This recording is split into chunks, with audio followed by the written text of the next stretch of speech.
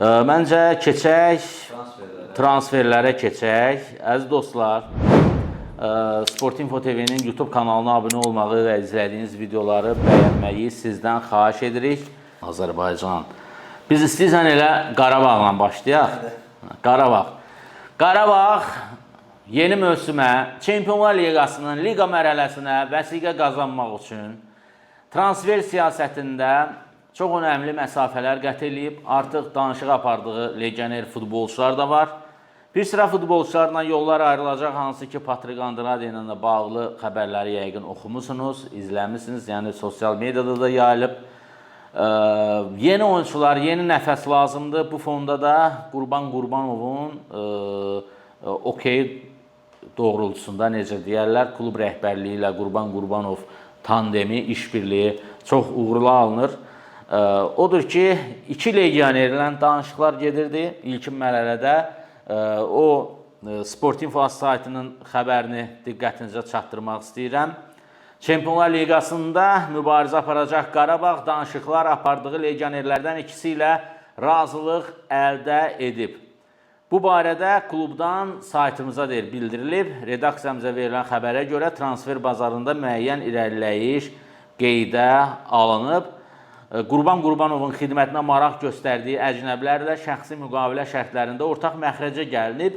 Baş məşqçinin bəyəndiyi oyuncular gəncdir və Avropada çıxış edir. Adları açıqlanmasa da qeyd olunub ki, köhlən adlar həmin futbolçuların klubları ilə dərin masa arxasına keçib. Yəni, danışıq gedir. Qarabağ hər mövqe üzrə çox ciddi axtarışdadır.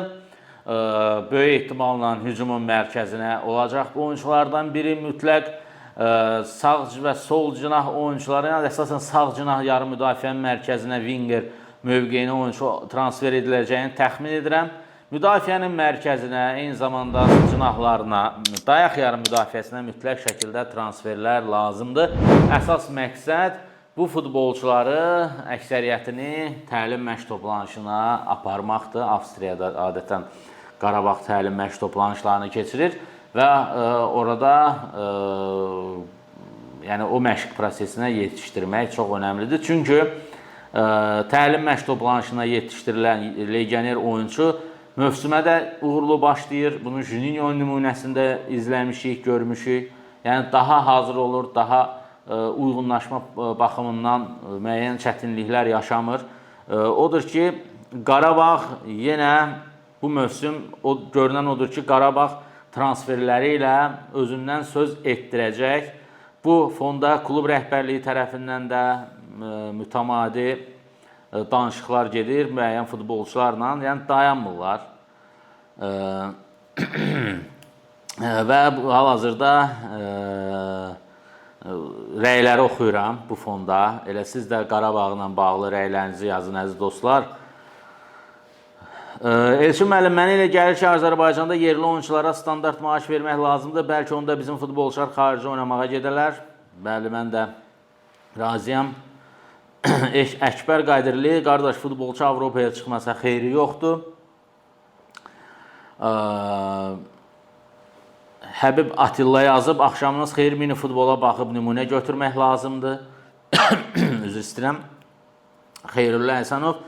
Elçin müəllim, Premier Liqaya yeni gələn klubların məsul şəxslərini studiyaya dəvət edin. Onların məramını, məqsədini bilək. Bizim də belə bir planımız var. Ümid edirik ki, qarşıdakı həftələrdə bu barədə müəyyən addımlarımız olacaq. Artıq bəzi verilişlərimizdə futbol yeni klub rəhbərliklərindən məsul şəxsləri də izləyə biləcəksiniz.